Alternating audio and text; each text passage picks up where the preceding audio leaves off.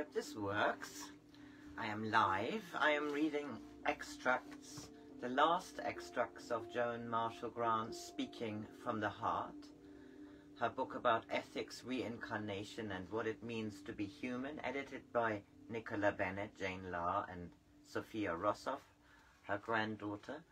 These are her early years from 1907 when she was born to 1937. And this is chapter 3, and today is the 8th of August 2024. Far Memory and Winged Pharaoh, that was her first published book. It was in 1936, on a visit to Daisy Sartorius, a family friend whom Joan had come to love like a mother, that Joan first touched the turquoise blue scarab that led her to unlock her far memory. Daisy was convalescing from an operation for breast cancer, and Leslie had suggested psychometry as a gentle way of diverting her through another long afternoon of enforced inactivity. Sitting in the drawing room of Herdwood, the Sartorius' beautiful house in the Surrey Hills, Joan worked her way through a collection of scarabs that had belonged to Daisy's brother.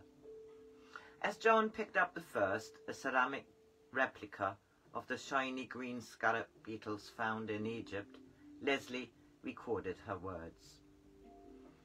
"This is genuine. It was made at the Temple of Thoth, on the west bank at Thebes. This is quite interesting. It was made for children who would be sent to the temple, when they would be taught to see further than those whose eyes saw less than horses and swine." She had not felt sure if it was herself in a previous incarnation. No, excuse me. The second brown scarab with a B over a sail over a stroke and a T sign she declared was from Ramesses II period. It was made in the time of Moses, when the plagues of Egypt were on. It hasn't got a genuine charge in it. It was sold as having a charge to keep off the flies when a winged visitation fell upon Egypt. The flies are much bigger than they are now and much more like bees. About 1.5 inches long, black flies with 2 white bands on the thorax. And they had never been seen before in Egypt. That is why people knew they were a visitation and not an increase. They didn't sting. It is an extraordinary sight. They are so tightly packed that on the table they looked like a black oilcloth. Finally, she picked up the blue scarab. "The moment it touched my forehead, I knew it was warm and lively," she records in Far Memory. "This was taken from a mummy. I don't think the others were," she began. "It's a very early one." She was trying to describe what she called the examination of rememberers of the very highest order. After speaking for a while, she started again, fumbling for understanding, and corrected herself. "This didn't come of a mummy. The name of the initiate was Neket Seketa Ra. I thought originally that it came of a mummy because I saw her lying on a stone slab, in a trance, in full ceremonial dress." For over an hour, Joan described a female temple initiation from an early Egyptian dynasty. When Leslie, worried because she had been out so long, woke her, she could not remember what she had said, but she knew it was important. A second session revealed that the blue scarab, unlike other objects that Joan had psychometrized, did not empty itself once the memory had been retrieved. Soon they realized that she did not need the scarab to remember more, and more of the life of a woman whom she first called Seketa Ra, and later recognized as Sekita, the heroine of Winged Pharaoh. The recalling of Sekita's life took 3 fat notebooks, each as thick as a substantial hardback, plus a skinny one. They are all labeled Winged Pharaoh, original recording, taken down by ALG and numbered 1 to 4. The writing is in pencil in a version of shorthand that Leslie mastered for this purpose. Every now and again there are crude pencil sketches, a hieroglyph or what looks like attempts to represent an Egyptian carving or wall painting. or a place, a square hut, a tree. In other places there are lists of names and family trees. Joan tells the story of how Winged Pharaoh was dictated, pieced together, edited, and published in the concluding chapters of her autobiography, Far Memory, Many Lives. Time Out of Mind, I think. In the opening pages of the later Many Lifetimes, although she referred to her childhood memories and dreams of other existences as far memory, it was only in the course of remembering a full life that she became completely convinced that she and Sakita were two beads on a necklace, and the memory they shared is contained in the string. Left on her own by Leslie before she went to join him in Iraq in 1935, Joan had taken the opportunity to try and train herself to develop a faculty of farsight, whatever that meant. She would concentrate on a scene and then try to extend or test the authenticity of the memory by looking for details or what lay beyond its edges. By holding herself between sleeping and waking, she says, she became sufficiently dissociated to focus 9/10 of my attention on what I was contacting on a more subtle level, but keeping the remaining 10th alert to scribble detailed notes every few minutes, which was more difficult than dictating a running commentary. I had experiences beyond the normal range, but she had not felt sure it was herself in a previous incarnation. Sakita made her sure, and she finished Winged Pharaoh in time to give an advance copy to Daisy, whom she recognized as Sakita's mother, before she died of cancer a little more than a year after Joan had first pressed the turquoise blue scarab to her forehead. The following are transcripts of the first 6 of the sessions, which would lead eventually, though she did not know it at the time, to Winged Pharaoh. One can see how the occasional line or detail was lifted for the book, but Joan's gifts as a writer are illustrated by what she did with the raw material before it appeared on the printed page. The voice, as she gets into her stride, becomes less everyday and more poetic and rhythmic, biblical even, in its phrasing and language. Indeed, she was delighted by the poetry that sometimes emerged from her lips, fully fledged in iambics, or umpty, as she insisted on calling it. Quote, Blue Scarab, Hurtwood, September 13th, 1936. This one was taken from a mummy of a priestess. It's a very early one. It was made before the top of the Great Pyramid was put on. It came from Saqqara, and in the far distance I can see the pyramid without the top, about 2/3 made. Far more difficult to see because it's so shiny. I think I can recognize something. Here is something nobody knows. That pyramid at Saqqara, with an inner chamber pointed like Noah's Ark, that was the examination place of rememberers of the very highest order. It was in there before a man was a true traveller, in this case a woman. They lay in there for 4 days and 4 nights, while 3 priests of the highest order of Anubis would go there in their 5 bodies and would take the one who was proving their speech to all levels of all planes. Then must the one bring back clearly, as though reflected in a true silver mirror, every detail of what happened. Also must they release those in peril, fighting great ones on the left-hand path, standing alone. Also must they go to those in torment on every plane, and must they share the innermost hearts of they who steal, and they who kill, and those whose speech is like maggots in stinking flesh, until they know that they can feel all that has made them how they are. For only thus can one judge another. No man can judge truly, looking down upon another, nor looking up into another, onto another, but only if he himself feeleth all, knoweth all, 'tis all. Only he who judges, knowing what is lacking, knowing what must be lost, can he be fit to say unto another, Thus shalt thou do, when they returnest unto earth, and emergest from another womb, under another sun, in another land. in another people. Shall the day come in this land or in another land, when the people of the land who sit in judgment upon the pyramids to rule their people, and they that sit in judgment shall say, this is an evil thing, thinking that they have never shared in evil, forgetting that the only virtue is in the conquering of evil, through one's own experience, forgetting that one must know a man's heart before one can lead him or succour him or punish him. Then shall that land suffer, and the people of the land will live in darkness and corruption, and they will be bound in their lowest bodies.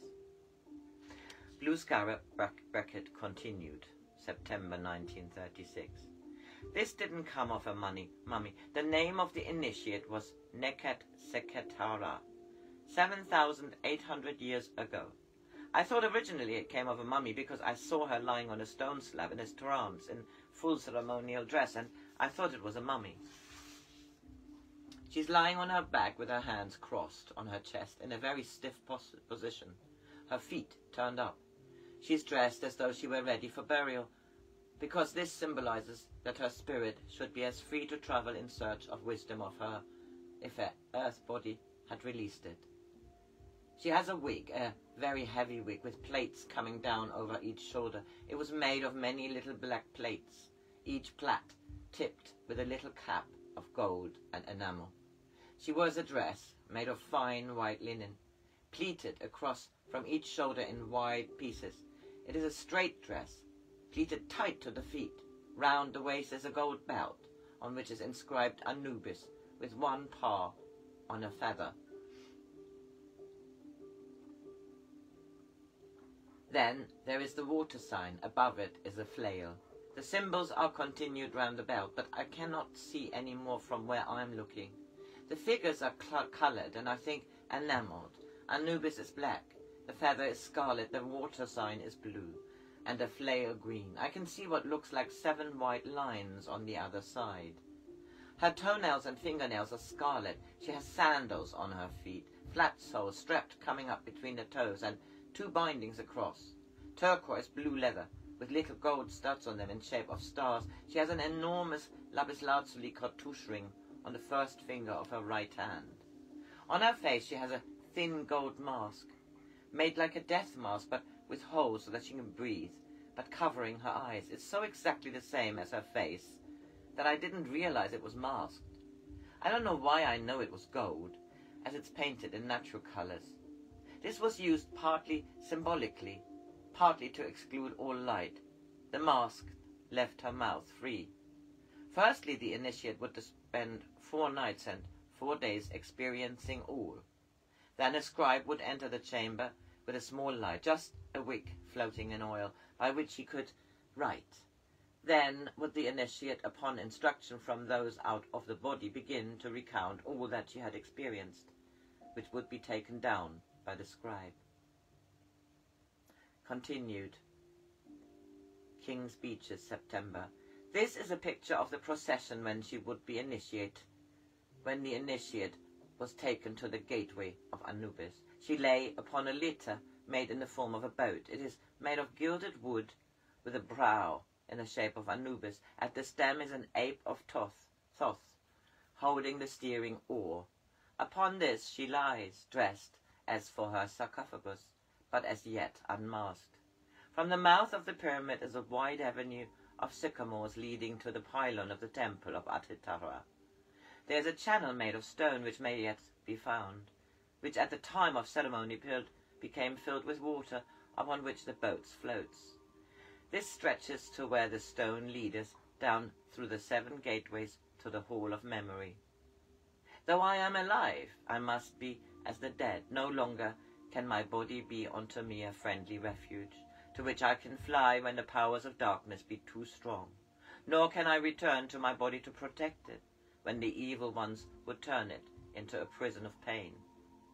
How shall I be as a beacon light among the people when my heart is beating as though it would leap from the cage of my ribs? Shall I ever see the sun again? Will my body ever obey me, my will, gently and pleasingly again? Shall I be as H, who failed, and who sits in the courtyard with blind eyes and wet sagging lips, trapped in a body that only flies can bear to touch. Soon they will put the mask upon my face. My eyelids must not flutter. If my body is not beneath my will, how can any of them who see me believe my speech, even though it be the very mirror of the gods? I can feel the boat tilting. It has left the water. They are lowering it down the shaft. It's very cold in the passage. I can feel the darkness through my closed eyelids. I can hear the rustling of S's robe. I feel the mask upon my face. Oh, if I could only... No, I mustn't. Soon I shall hear the great gateways fall. Now everyone has gone. One by one they fall. It is as though I were living in a great gong. The falling stones shatter the stillness. But soon it shall return. I must quiet the beating of my heart. It sounds in my ears loudly, so I cannot hear the voices of my wisdom. Be still, my body. Be still, and not unworthy, for I would make you an instrument worthy to receive that which I shall be told. I must remember clearly. Continued September 36. This scarab belonged to Nekataru, giver of peace, comforter of hearts, teacher of wisdom, mother of Seketara. Nekataru was the temple overseer and was the earth mother of Seketara, and it was she who gave this scarab, which bore her own seal, to her daughter on her way of initiation. My father was called Aketara. He was a mighty hunter and a leader of men, defending the shores of the great lake from those unworthy who tried to land upon it. Nekataruru brought back my scarab through the hands of her husband, and from the hand of he who was once the overseer of his chariot, and whom he saved from death from the paw of a lion, fighting it spareless. I get many pictures of myself as a child. Our house has a courtyard with a blue pool and a little scarlet fish which I feed with millet. They first thought to send me to the temple when I was told of a picture I saw in the water, when my eyes were snared by the sun rays that burnished it, and when I looked at the fish, I saw those things that were not set clearly for all to read. There was a grape arbor at the end of the pool, and here my mother taught me to write, so that the signs I made were pleasing to the eye. And as she taught me, she gave me also a moiety of her wisdom, her patience, her courage. In those days she lived not at the temple, being a great lady, for my father had the lives of many under the shadow of his hand, and he ruled them well and wisely, and they loved him much. Then he was killed cleanly in battle, so that his body dropped to the ground, and his spirit flew from it like a wild bird freed from the snare of the fowler.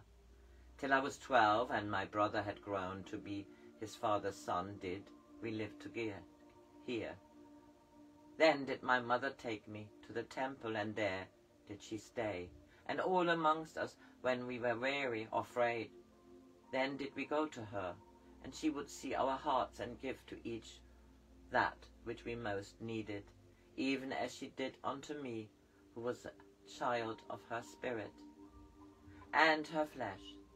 And she was great in the temple, for to know the secret of hearts is the greatest of all the wisdom.